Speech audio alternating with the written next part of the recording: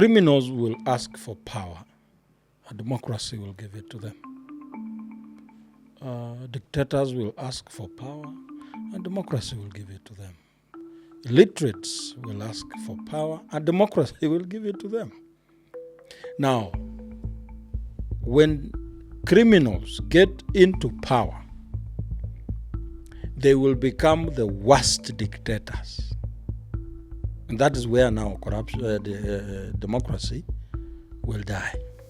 Currently, we are talking about a task, an entity that the president is creating to tackle corruption, bringing together institutions that are typically established by law to do their functions.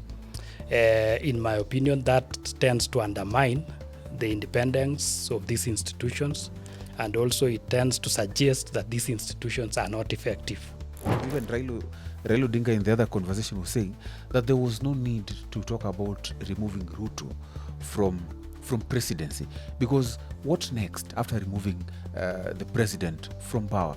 And then this has brought questions which some have been quite controversial on stability of the government, and also the stability and peace, and also while others claim economic liberation, or as you can say, the betterment of a country.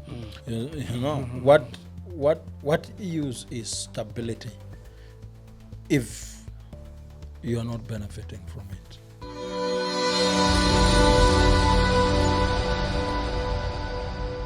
Good evening, ladies and gentlemen. This is Eugene Kwach, and of course, thank you so much for joining us in this conversation. This is the Power Table Conversation, where we get to delve into issues that matter to the people of Kenya. And of course, as we get to bring different thought leaders, politicians, and people to give us insights on various issues. Well, tonight we have Joakim Simiyu, the guy who was just recently lost Bunge la Wananchi presidency. Thank you so much and welcome to the Power Table. Thank you very much. Yes. I'm glad I'm here. Probably you'd have to tell us how you lost. But first of all, we also, let me introduce the second guest. We have Eric Naibei. Eric Naibei is an advocate of the High Court, also joining us for this conversation tonight.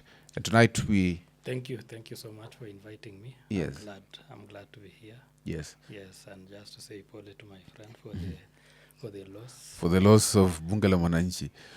Well, quite interesting. Well, today we are going to delve into an issue that is not so much, is quite known to many people, but lesser understood by so many people.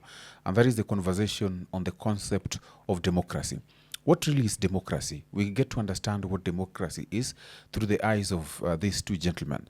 Also, as we get to dig deeply into its contribution to the policies that we have in our country, and eventually and ultimately talk about how it even gears towards the conversations around the economic policies that we have, and generally matters human rights and a lot of other things on democracy. Well, thank you so much, gentlemen, once again. Mr. Joakim, Yes. before we begin, on a light note, what made you lose? Au kujipanga jameni?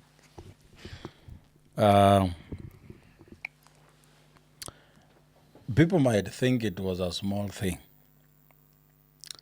The Bunge elections of this year were a matter of do or die, because Bunge has grown so bold and very courageous in highlighting issues that are pertinent to the people of this country. Mm-hmm.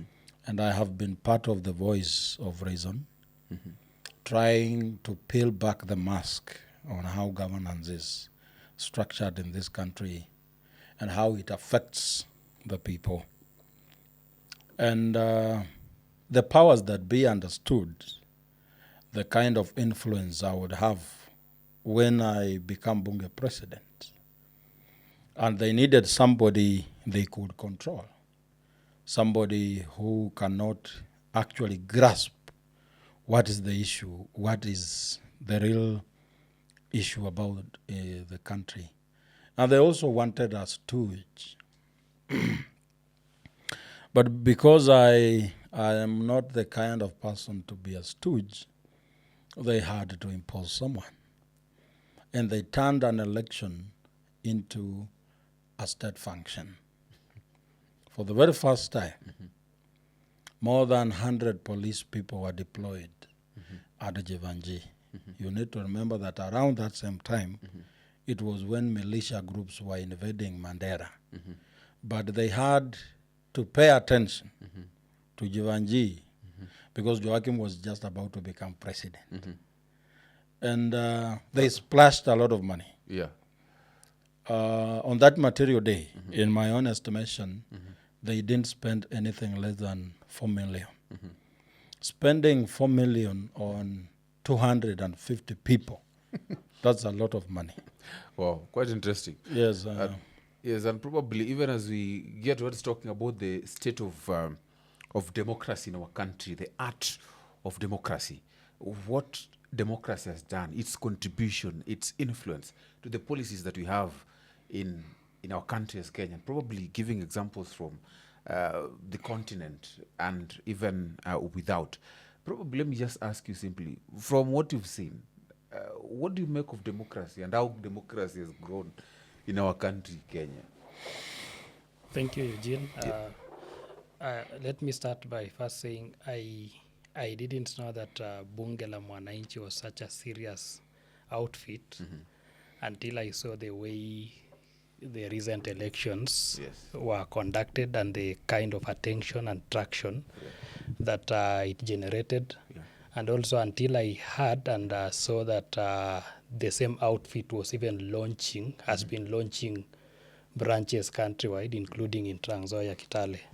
So in my opinion, it is something that started like an online thing, but it is actually it is even hitting the government to an extent that now, as he said, everyone wants to control it and to see how it goes, because this is a platform that has given Kenyans a chance to speak through media, through social media especially.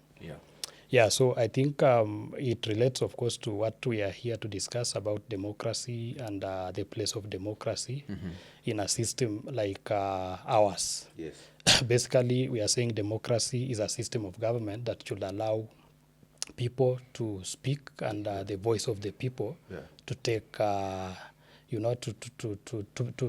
take precedence and for the people to exercise their power. It is actually a government of the people, for the people, by the people.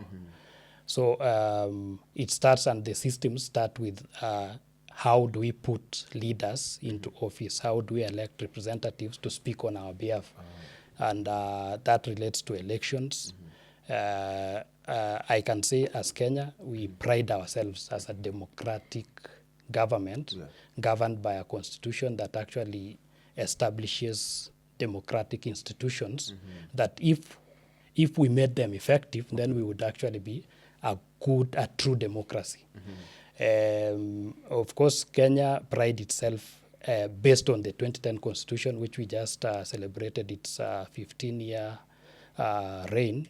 And in my opinion, we have made strides. We have made a lot of progress because without it, I think we would still be ranking in the same levels as countries like Cameroon, like Uganda, like Rwanda, which people still perceive them as non-democratic because of the kind of systems that ensure that same leaders persist in leadership, and there is no, there are no clear formulas for the citizens to remove them or even to hold them accountable.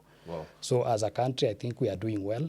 And like this outfit we are talking about, I think it is evidence that Kenya is actually making strides. We have the civil society, the non-governmental organizations, which have been trying to organize citizens into some system. But now we have outfits like this that looks like they are actually mushrooming from the grassroots. So you've talked about a lot of issues which I'd want us to, we'll break them down into pieces, and probably some of the issues that we've talked about, like giving examples of these three countries, which have been a bit controversial, whether they're democratic or not.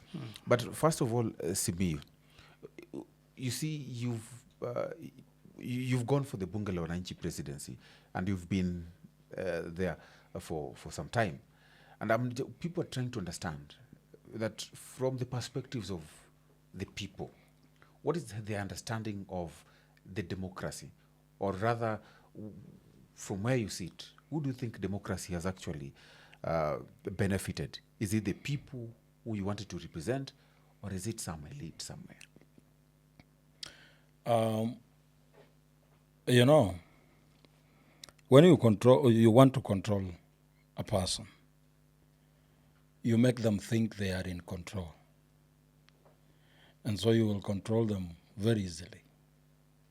The kind of democracy that we enjoy in this country is a facade, is an optical illusion, where people think they are the ones making a decision.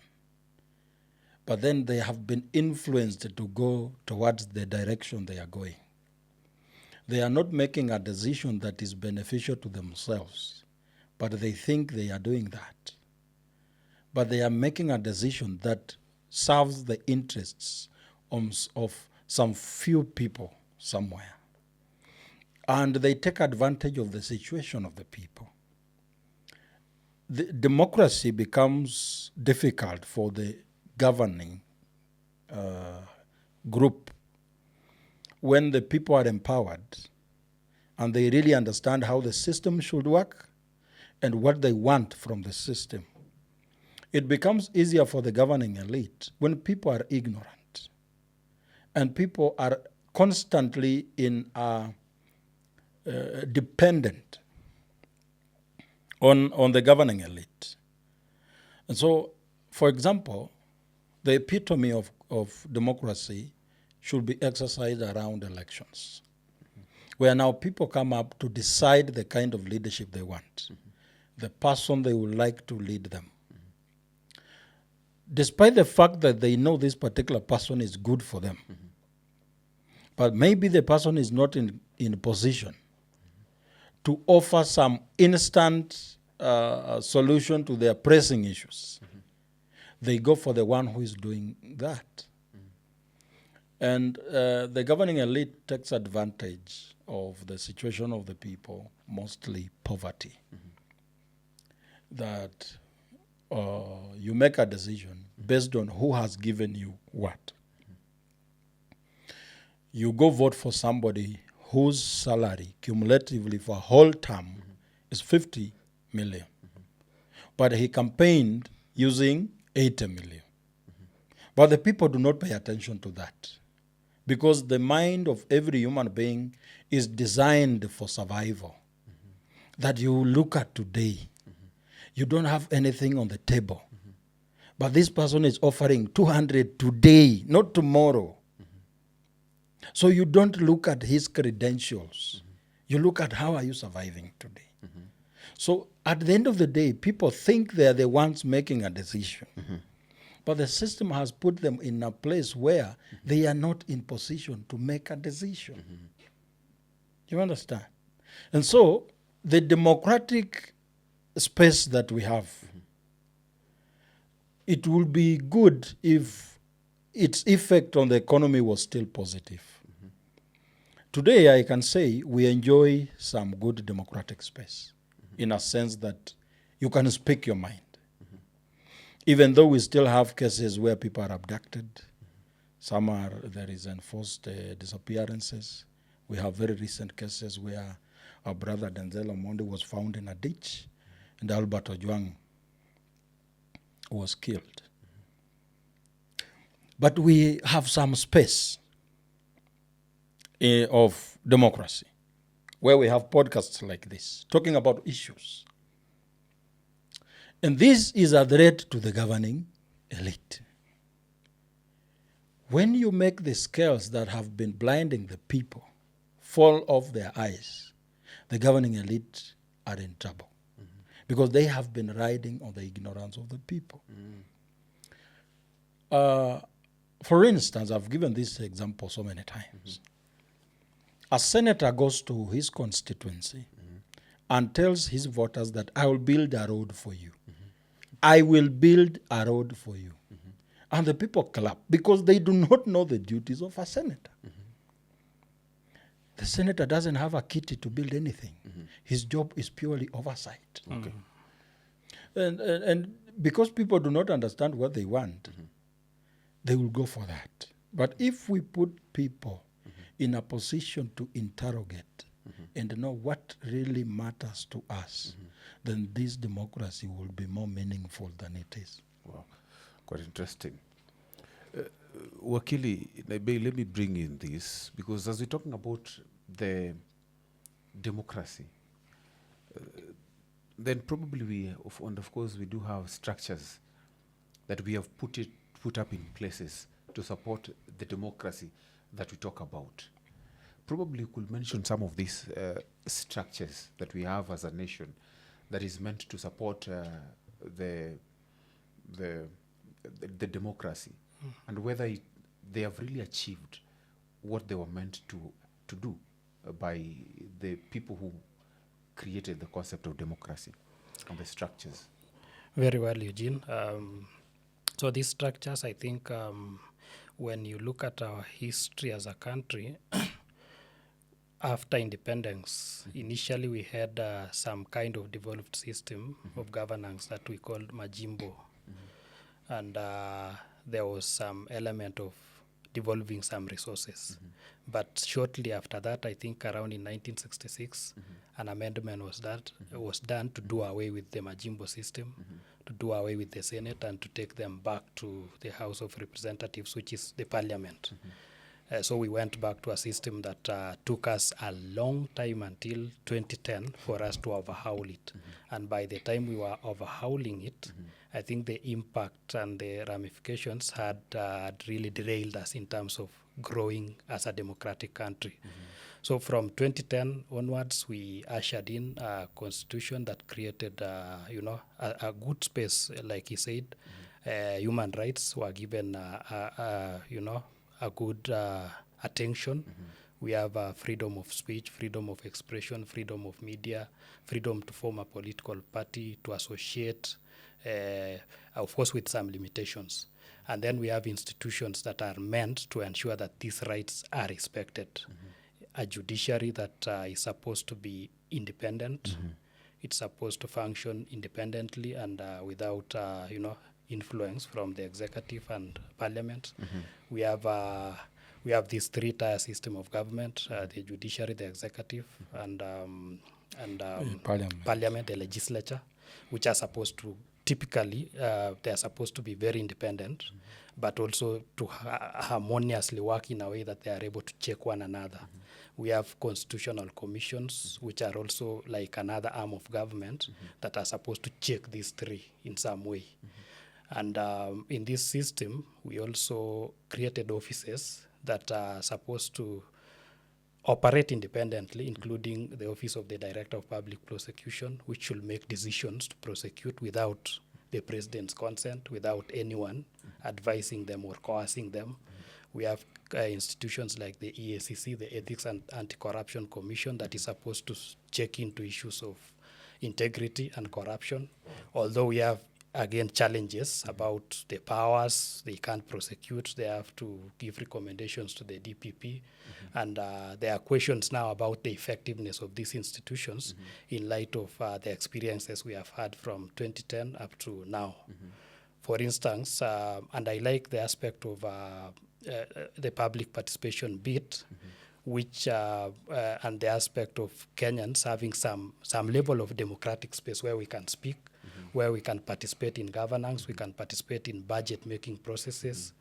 The court cases that we have seen from 2013, challenging decisions by, for instance, county governments to approve budgets without involving the people, challenging decisions by the executive, bordering on public participation. I think it is a good sign that we have a system that, given time, we will be able to reach somewhere. Because right now, you can't pass a legislation in parliament, skip public participation without a Kenyan running to court and halt the process. So in my opinion, that is a system that is actually working to better our democratic space. The challenges now, I think we have not had political goodwill to actually make these institutions function. For instance, we are talking about a task, an entity that the president is creating to tackle corruption, bringing together institutions that are typically established by law to do their functions. In my opinion, that tends to undermine the independence of these institutions, and also it tends to suggest that these institutions are not effective. Yeah. So there are challenges in terms of political goodwill, Yes. both at the executive and even at parliament level. Yes. But the institution that we must give credit to, Yes. in my opinion, is the judiciary. Okay. Even with their challenges, with the few small weaknesses here and there and issues that lawyers are discussing, Yes. the judiciary has performed well in Yes. terms of exercising independence Yes. and also checking the other arms of government. Yes, and quite much interesting that they've brought that up. The challenges that has faced these democratic institutions that have been built up, and this will actually even beg a very critical question also, because last year we had the Gen Z revolution, which actually saw the people of Kenya, a number of them, come out in large numbers to protest. And some of them to protest actually against the parliament, because they went to, and you saw what happened in parliament, against the executive, and then the chant of one term began. And even the judiciary was set on fire, part of it. So you realize that the three arms of government all were under Scrutiny by the people. And we've also had other institutions of democracy that are actually meant to protect democracy. We have the EACC, we have the ODPP, the DCI. All these things, all these institutions have met scrutiny, because the people think that these institutions are not working for the benefit of the people. Kenyans. Because even for you to maybe be taken to the DCI they've been used as to serve the state. And even at the judiciary, they would give cases where if it's a governor or someone who is against, or a politician who is against the government, that is the person who will probably face trial and probably be jailed. If you're supporting the government, then your case may not go anywhere. And so these institutions of democracy are proving more challenging, and actually people are asking whether they really are important. And let me ask your contribution on perspective on the institutions that actually are meant to support the democracy. What do you make of them? Before I come to that, Yes. there's this, was it a philosopher? I don't really remember the name. But scholars who are watching will help us do that. He said, he predicted the death of democracy and said, criminals will ask for power, and democracy will give it to them. Dictators will ask for power, and democracy will give it to them. Illiterates will ask for power, and democracy will give it to them. Now, when criminals get into power, they will become the worst dictators. And that is where now democracy will die. In this case, we're asking about the workability of institutions.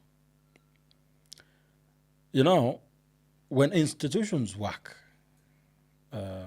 quite well, no one loses anything. But there is this thing about control and dominance. That as a leader of a country, you want to be in charge of everything. You want to control people. You want to dominate them. So you dictate how every institution works. How do you do that? You make sure that people appointed in these institutions are not appointed based on merit. So you know that you don't qualify to be the EACC chairman. And in your heart, you know that. But the president has appointed you to be the EACC chairman. And because Parliament is a rubber stamp of his decision, they approve your chairmanship. So even as you settle in your office, you know that your president did you a favor. Will you turn down his request when he says that now send people to so and so's office and plant evidence? We want to frustrate him. Even if you don't like that decision. But you are in that position based on his decision. What will you do? You will show up at Naibei's office, ransack his office, take him to jail. But you don't even publish what you found in that office because you didn't find anything. You understand? So the institutions are used as political weapons against those people who are not speaking the same language with the system. Control and dominance. You make sure that people who can ask questions have the same questions to answer. That no one will ask a question about corruption because they are corrupt themselves. You see? Mm-hmm. So as a leader of that country, mm-hmm. you can even steal confidently knowing that no one will ask a question. Mm-hmm. Because everyone charged with the task of asking a question about integrity, mm-hmm. they do not have integrity. That chapter 6 of the Constitution now does not apply. Mm-hmm. You see? That's now where institutions fail. And I must mention my friend of mine, Cyprian Nyamwamu, who said that when you want to know if a country respects institutions, check what is the state of the ruling party of that country. Is it vibrant? If it's not, do not expect any institution to work. When you look at the party headquarters of our ruling party, you are going to find an abandoned building. The chairman of the party is a governor somewhere. She does not hold her meetings at the headquarters. The Secretary General does not hold their meetings at the headquarters. As an MP. Yes, and the party leader, ever since he was sworn in, he doesn't go to the party headquarters. The ruling party is the party that should be in charge of what policies are we pushing. The party is the one to decide who is going to be the policy lead for agriculture, policy lead for security, policy lead for IT. If we do not find that at the party headquarters, do not expect the institution to work. Because the party that took you to power, you're not paying attention and make it work. How are you going to make sure that the judiciary works? And when the judiciary works well, how is it going to affect you? That you are going to lose your grip on power. There is something about an African with power. They get so drunk. I don't know, but there is this book we read. I'm forgetting details. Power corrupts absolutely. Absolute power corrupts. Remember, those are written by Francis Mbuga in Betraying the City. That is exactly what is happening. So, mimi nikisikia any institution is not working, I don't get shocked. Actually, the only thing that shocks me is when they work. Wow, okay. Quite much interesting. But now is bringing in a point that the system is not working.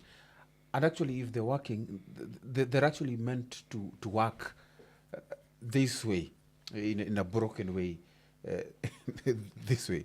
That is how they're meant to work. But they're not working for the people. because there is what the people really want.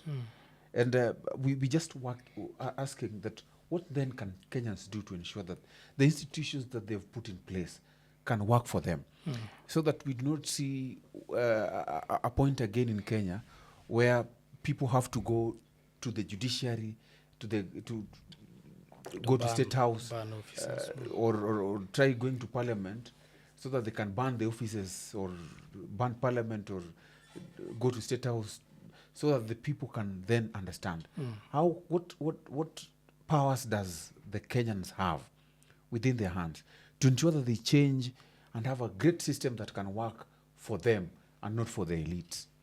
Thank you. My take is that it is us Kenyans who put these individuals in office directly and indirectly. For elective positions, we directly vote for them. So for Kenyans to, for instance, say we want to remove the president directly through exercise of sovereign power, we are neglecting the fact that it is us who elected these members of parliament and empowered them to even impeach a president. And the reason the members of parliament cannot impeach is because of the quality of the members of parliament we voted. So if we are to work on this, I think it starts at the grassroots levels. When we are given a chance to elect an MCA, or even starting from a Nyumba Kumi chairman, those ward administrators, those sub-county administrators, these leaders from ward reps, MCAs, to members of parliament, what quality do we bring on the table? The other day we saw a Senate proceedings, impeachment proceedings, which exposed some MCAs from Kericho County badly, just reflecting the quality of the leaders they chose to put in the county assemblies to hold governors accountable. So it starts from us. If we are able to put leaders in elective positions, leaders who are capable of using their mind, applying their mind and conscience, leaders of integrity, then it becomes easy for us to even check the other arms of government, the other institutions where the mwananchi doesn't have a direct power to appoint and to remove. So, so for instance, for the case of judiciary, judges are appointed, but there is a rigorous process to that. And I think the systems are designed such that by the time even the president appoints Supreme Court judges, there is a process already that involves the other institutions that are supposed to check the process. For us to remove them again, it depends on the goodwill of these institutions like the Judicial Service Commission to remove them. For the presidency, in my opinion, and even the executive government that the president establishes, I think the president should be able to survive on the mercies of parliament, because parliament has the power to impeach. The move to try eject them through a revolution, through a coup, I don't think it has a place in our constitution. Article 1 talks about sovereign power belonging to the people of Kenya. Yes. And it also says that this power can be exercised directly or indirectly through elected representatives. This part that says this power can be exercised directly is not clear. We don't have other constitutional provisions that define how this power can be exercised directly. And if we choose to go that route, I think we will plunge our country into chaos, and we will find ourselves in a scenario that we may take even more than 10 years to recover. Okay. I think on that note... Yes, and on that note, let me now pose a question for you. Because it's bringing in the issue, there is the revolution that happened. That is what he's trying to talk about, that Kenyan constitution does not provide Kenyan practicing their sovereign power directly. And I'm asking, because so many people have said, maybe, and of course even Raila Odinga in the other conversation was saying, that there was no need to talk about removing Ruto from presidency, because what next after removing the president from power? And then this has brought questions, which some have been quite controversial on the on stability of the government, and also the stability and peace, and also while others claim economic liberation, or as you can say, the betterment of a country.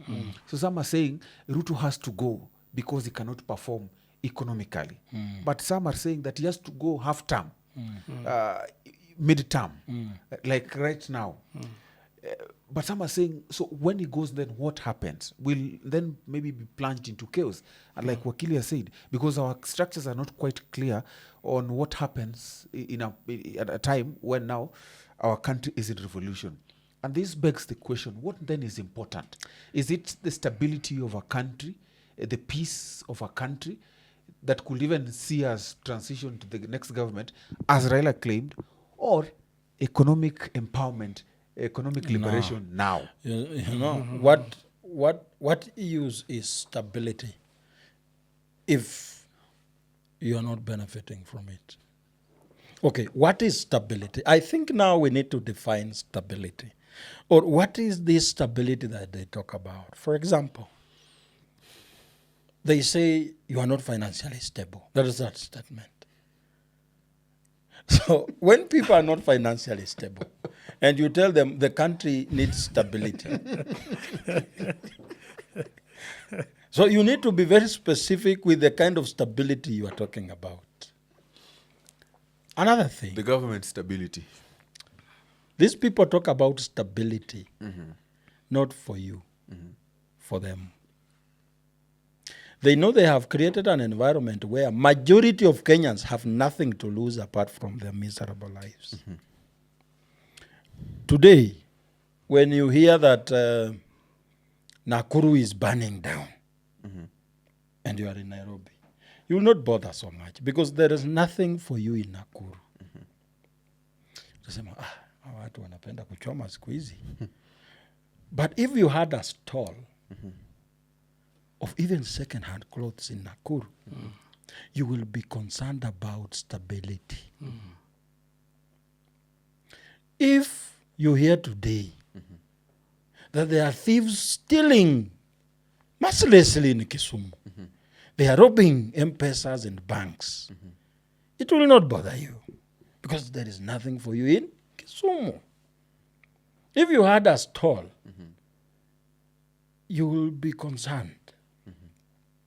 And I think the mistake these people are making is that they're making people so poor that they don't own anything.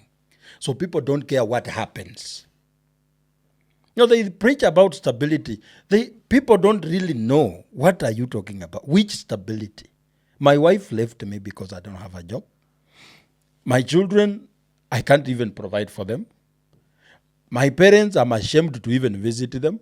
Then you are here telling me about stability. In which sense? My brother here has talked about exercising our power either directly through our elected leaders or indirectly through our elected leaders or directly. As he has said, the Constitution does not stipulate how direct are we supposed to go. It is for the people to decide how direct they will go. So even if they decide that they are going to ban State House, it is constitutional. Because this constitution, I think the drafters thought about the worst case scenario where the people are the ones to decide what to do. And that's why they just said either directly or indirectly. Allow me You know, and the question of what next? My brother here will come in and talk about transition and general provisions in the Constitution. The drafters of this Constitution thought about every scenario that in case the worst happens, there has to be a transitional government where the president and his deputy are not in place. Even the speaker has gone home. Unakumbuka hiyo siku Wetangula alitoka na ambulance. He had to camouflage because things were so bad. And a leader who is interested in stability and peace, you must make sure that you're offering justice. when people are coming to face bullets, you must ask yourself, what is it that is pushing them to face bullets? Young people knew that on the streets, there is a very high chance of getting a bullet to the head. But they came. And instead of leadership, thinking about what is it? What have we done wrong? They kept telling them, stop what you are doing for peace to reign. A hungry man is never at peace. So when you tell him, we want peace, you're actually giving more trouble. You want stability. Yes, what is stability? He's never, his life is not stable. He graduated 6 years ago. He doesn't have a stable income today. And you tell them, you want stability. As I finish before my brother comes in, for a long time now, we have talked about political and democratic space, agitating for democracy, social justice. And we now enjoy the space that we have. It is therefore prudent that everyone now focuses on the economic space. Economic space in a sense that you are a very ordinary person in a remote village is actually concerned about stability and peace of the country, because they actually have something they are going to lose if peace is not there. Okay. But if they have nothing, that the only rich person in the neighborhood is a politician, then that's a recipe for chaos. And I don't know which language am I supposed to use so that this leadership understands. And I want to list a few things that are causing our economic problems. One, the song that I have sung for so long, we have a problem with the public debt. It's eating into half of what we produce. Yes. Two, we have a problem of domestic borrowing by government. And let me explain a little bit about that. Okay. Usually, especially in Mwai Kibaki's government, we had a sensible parliament. It put a gap of the percentage the government should borrow domestically. The percentage of the GDP. Okay. That you are not supposed to go beyond that. Today, it is not there. You can borrow as much as you want. When we say that a government is borrowing locally, what do we mean? So most Kenyans, maybe they don't understand. When the government borrows locally, they are coming to borrow money from the open market. Your savings and mine. Where do they find this money? In our banks. Pension funds. Insurance companies, SACCOs. So when the government borrows money from all these entities, they take away the money you and me could have borrowed to either start a business or do a development project in the area. You have identified a market niche, but you cannot solve it because you do not have the money. Why? Because the government is borrowing everything. And why do the banks prefer to lend to government instead of people? It is more profitable. When they do risk calculation, with government it's minimal than lending to you. And also the government is borrowing at a very high rate. Maybe they are borrowing at the rate of 14%. So when they calculate risk on you, they will give it to you at 17%. It becomes so exorbitant, you can't repay.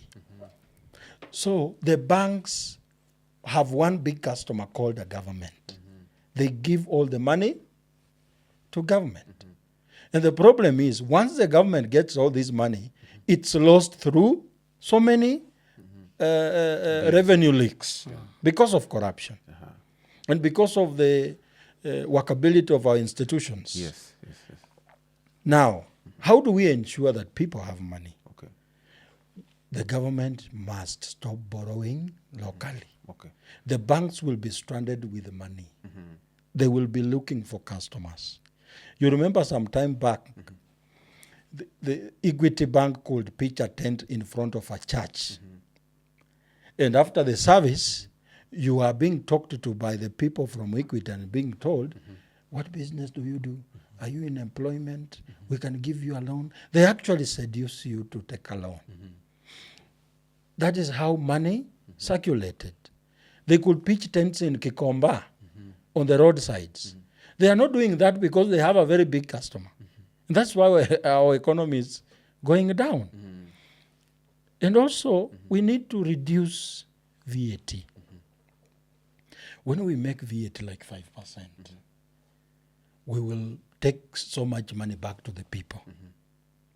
And people will identify other things to do with it. Kibaki just took 10,000 and give it back to the people and said, this 10,000 you've been paying for the school fees of your children, use it on other things. And people started having money.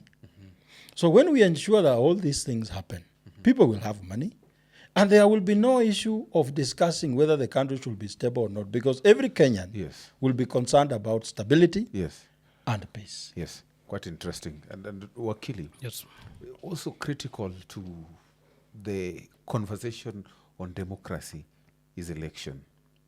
We have election after every 5 years in Kenya.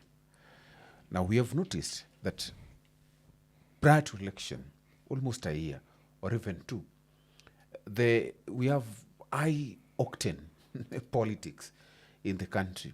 And even after maybe we spend even another year, either in court cases, such things, and so we are constantly in a political mood, which probably could contribute to the kind of economy that we have.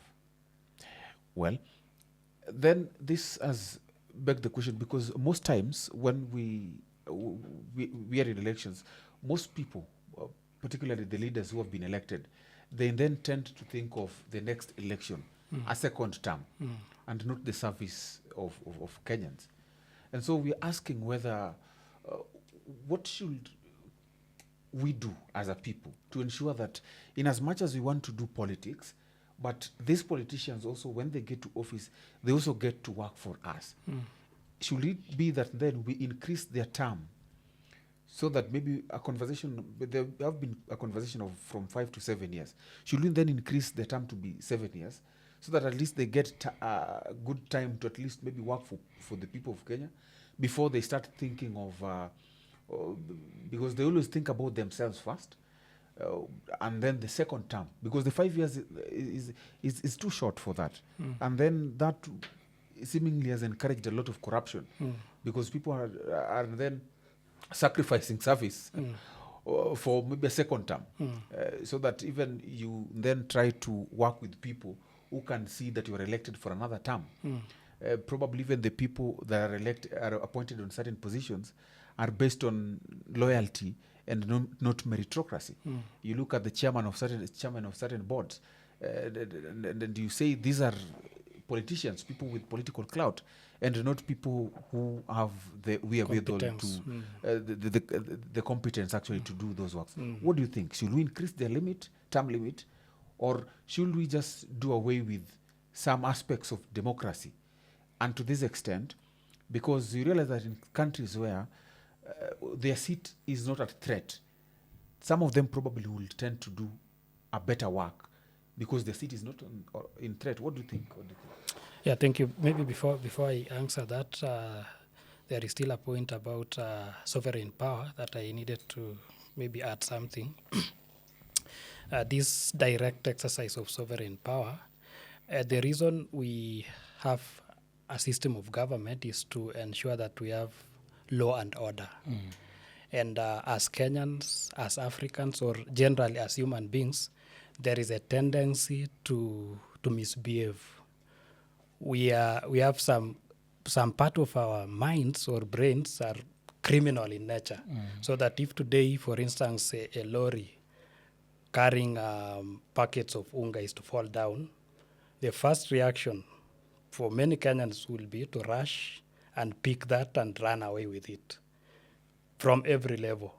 So that now, without a system that puts us in order, which is now government, we tend to want to misbehave and to do the wrong thing as opposed to doing the right thing. So in my opinion, if the constitution remains silent about exercising sovereign power directly, then we can't interpret that to mean that Kenyans can choose what they want to do, including doing something that will harm themselves. For instance, rushing to State House, banning it, without the formula of how to replace this government.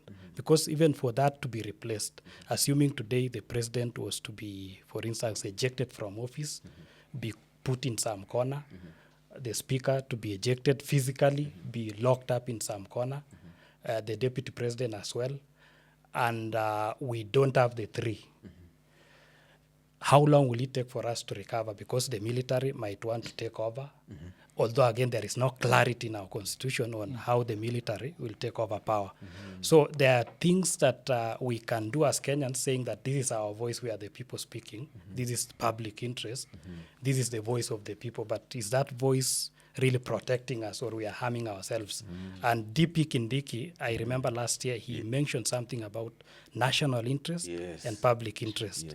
In the context of these demonstrations, as much as many Kenyans differed, I think there is also a role that government has in protecting the nation, making sure that the nation is still there. Because issues of, the economy, the current issues that we are struggling with, that you are saying that maybe a hungry man is not a peaceful man, but he has a chance to fight another day. But if we are to collapse everything, then all of us will lose it. We will lose the nation. We will lose ourselves. So in my opinion, I think that clause talking about sovereign power being exercised directly, we still need, if we are to do amendments, if we are to do a constitutional review, we need to clarify that. Of course, to give Kenyans a formula on how to exercise it, and Kenyans have done it already. We've seen, for instance, even the institution that you lead, that you are part of, that is part of exercise of this direct power, where you speak directly to the authorities, and you even go to court to challenge, you picket, you demonstrate. It doesn't have to mean that you exercise power by just removing powerful officials. But again, I go back to the point of the 5-year elections. If these systems that we have in place, these democratic systems are to work, then there is a way we should be able to even remove a president halfway without going the direct route. If parliament was functional and independently functional, then it should be able to impeach a president who is even 1 month in office. Yes. So it is still, it boils down to the totality of the institutions that we've put in place, and it starts with our decisions as voters, as Kenyans who vote. What quality do we bring on the table? Yeah, so back to your question about elections, whether... Should we add? I don't think we need to add, because in the US we have seen a system where a president serves for 4 years, and they really try to discharge their mandate within the 4 years. To me, I think it is our system that, our system is so corrupted such that we want to focus on politics as opposed to service delivery. And it is a system that it starts with even campaigning and financing the campaigns. If, for instance, I wanted to become a member of parliament, I would need not less than 50 million for me to campaign and to be voted in. So the first thing you do after elections is to recover the money. And then after recovering the money, do something for... start preparing again. The money... Yes, start preparing for the next election. And the how profit. And you need to steal more, because there is some you will need to use to campaign with. Exactly. Yes. Exactly. And it cuts across even the office of the president, these other office, governorship. Everywhere. So then we are asking, should we then increase? Because once we increase to maybe 7... I don't think we are solving anything. The solution... sorry for interjecting. Well, I look at China during dynasties. The Ming dynasty, and all those dynasties they had. We used to have clashes where people were agitating to remove the king because of poverty and all that. The solution to that problem was partly brought by Mao Zedong when he did away with all dynasties and said, We cannot have one person being there for a very long time. They will have no responsibility. They know that whatever happens, they are still in power. Let's have a person you can choose after some time. So he gave people the democratic power to choose their leaders. But it did not end there. When Zedong got out of power and the other president came in called Deng, that president said, now, we have had all this progress up to where we are. We can now choose leaders, but we have a problem we need to deal with. When Mao Zedong was dying, poverty rate in China was 80%. President Deng said, no, the ultimate freedom that we need is economic freedom. He came up with ways of making sure that China grows economically, being manufacturers and doing everything. He actually brought the agricultural revolution in China. When people fed themselves, they could now produce. And the clashes had a natural death. The reason why we have instances where we risk the stability and start discussing whether people should now storm State House or not is because these people are looking for something they are not getting. And they think that these things that they are not getting is being gobbled up by the people in these offices. So they are not having a problem with the State House. They have a problem with the occupant of that house. You see? And you know, when you talked about the part of a brain in a human being that is criminal, that part of the brain becomes action when survival sets in. You know, survival has no morals. Sai, ikisemekana, the last meal on earth is Eugene who have it. You are dead.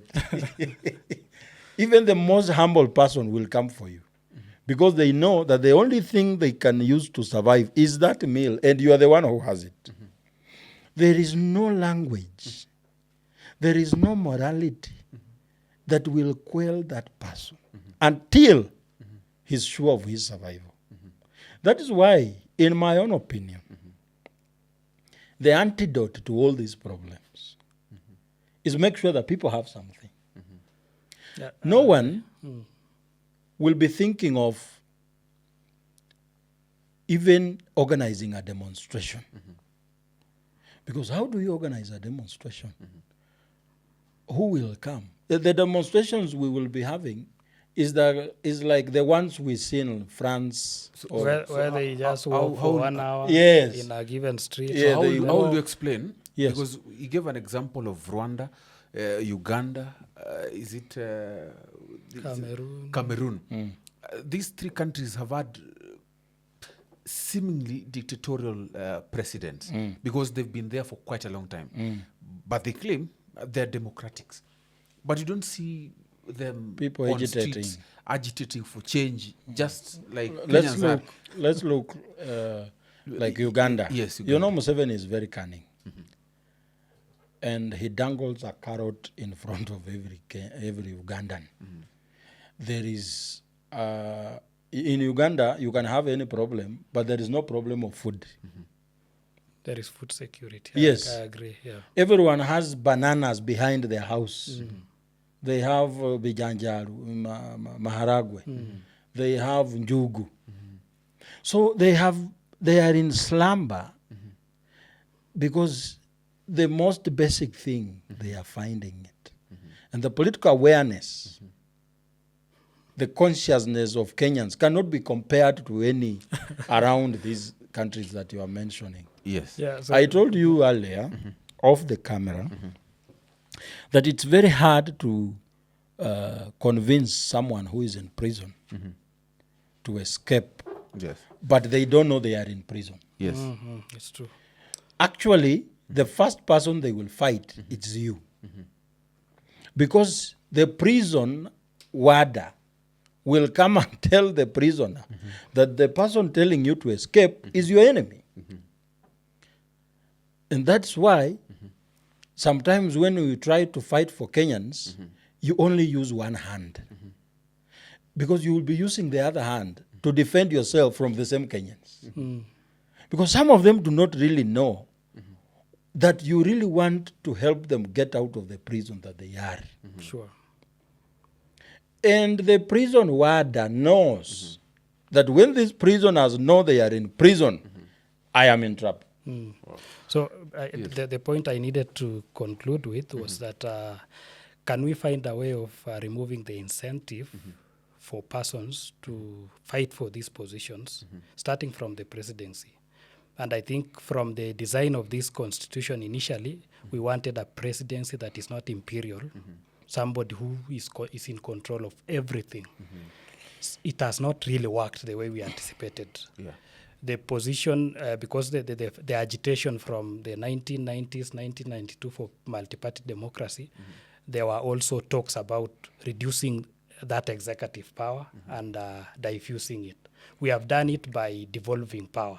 So in my opinion, for us to have leaders who go there with the motive to assist people is first of all to reduce the power in those offices and also reduce the amount of resources they control and try as much as possible to devolve these resources. If we can, for instance, have a system where 60% of our the revenue goes to the counties and we leave 40% at the national, because even the constitution doesn't set a minimum, it sets a minimum, it doesn't set a maximum. Then even at the county level, to avoid governors again trying to be the presidents there and to be imperial presidents, can we have laws again at county levels that compel county governments to devolve the resources equitably among the wards, those electoral units? And then at the ward level again, can we have a system where it is not just the MCA controlling this ward development fund as if it is their private, their own money? A system that resources come from the national government to the county level, from the county to the sub-county level, to the ward levels, without these leaders playing a key role. It is just a system that ensures that that is what happens. So that would mean you come in, your job is just to supervise, like for MCAs to just pass legislations, approve budgets that ensure that they are compliant with this law that compels us to bring resources close to the people. So once we do that, then we would not have a scenario where a president has to be the one. For instance, a project has to be held for 2 years because the president has to be the one launching it so that it is seen that it is him who has decided to launch it. And also scenarios where for you to get development as a region, you have to align them yourselves with the government of the day. You have to go to State House to beg for projects. So if we can get such a system, then it means everybody will be going there knowing that there is a system. Regardless of who is elected, resources will trickle down. And power may not be misused to deny others resources and to give others. You know, Your parting shots. the recommendations you are mentioning are very nice. But the people benefiting from the current system are going to mount a very strong opposition for you to achieve those things. Because they are benefiting, for God's sake. You are a president who decides even who gets a tender in a remote area. You don't want to lose that power. So when we say that we want things to go to the people, we don't mention names, but there are people who think we are talking about them. And so they come for us, you see? Because you want to take away the carrot from their mouth. So it is never the intention of the people to be violent. Everyone wants peace, even a mad person. But now, if the things that will ensure that we all live in harmony are taken away from us, what are we left with? that even the things he's proposing Yeah. are very nice things that we can sit down as a country and agree that this is what we want. But there are some people who are going to step on it and make sure that we don't achieve it. It actually forces the people looking for it to come Okay. for them. Because I remember there's a statement made by Raila Odinga. Was it in 1997? When he said that if President Moi proceeds and rigs himself back into power, then the people of Kenya shall be justified to use other means to eject him from power. The word here is other means. He didn't specify what. Yes. So, for these other means not to be deployed, then the president should not rig himself back into power. And the other statement made by Rigiji, as I finish, he said that if there will be rigging in 2027, then 207 will look like a Christmas party. He was repeating the same statement made by Johannes Kriegler in 2007 after coming up with the TJRC report and saying that if the contents of this report are not going to be implemented, then 207 might just look like a Christmas party. But the statement here is if the president rigs himself into power. So the actions that will happen are dependent on the action of the president. So if he's interested in peace and 207 not to look like a Christmas party, then he should not rig himself into power. Wow, what much interesting. Maybe your parting shot as you also talk about some of these issues, and probably I'd ask if judiciary is also for the people. Why don't we even elect the judiciary? Amongst many other issues, why, as you, maybe parting shot, why? The reason we don't elect judicial officers is because of the nature of the functions they discharge. If we were to elect them, then it means even their loyalty in terms of, because they are supposed to be neutral arbiters to resolve conflicts. If we were to elect them, the way we vote in Kenya, for instance, along ethnic lines, regional blocks, we have a CJ voted in by Mount Kenya people. What would happen to a petition lodged by a Kenyan from Luo, Nyanza, before the CJ, before the Supreme Court? So there is a reason why the judiciary is exceptional in terms of how we put them to office because of the nature of the functions. And I think the systems there are very proper in terms of how we can even remove them in case they misbehave. Okay. But for these elective positions, I think we have a good platform to choose good leaders. We have a platform to elect the persons we want. As Kenyans, I tend to think we are still not angry enough to make that bold decision to say enough is enough. I think our level of anger has not reached the peak. 24th June 2024 was, in my opinion, an anticlimax, but we were not angry enough. And I think it will still take us some time for us to be angry enough to make a bold decision of saying, now we want leaders of integrity. At the moment, we still speak, but it looks like most of us speaking just lack the opportunity to be in that office to steal. So that if we are given opportunities, we stop speaking, and we have seen it from people who are outside government. Once they go to government, they stop and they start doing the same thing. Yesterday, you had a CS, a former CS saying that this is our government, and in government, that is what we do. Even the opposition leaders, if they were to come in, they are also allowed to eat, to steal, and that is the system. So as a nation, I think it is a culture, it is a tradition that we still have a lot of time. We still have a lot to do. You've said June was an anticlimax, and I'm wondering, how would you have supposed it to end? Probably. I think I have the answer to that question. Yes, William. The answer was not going to be something so desirable, but it would have helped so much. Okay. The people who went to parliament were not supposed to leave And because the problem that took them there is hunger, check where they went first when they went to parliament. They went to the kitchen to eat. When they were fed, they thought the problem was over.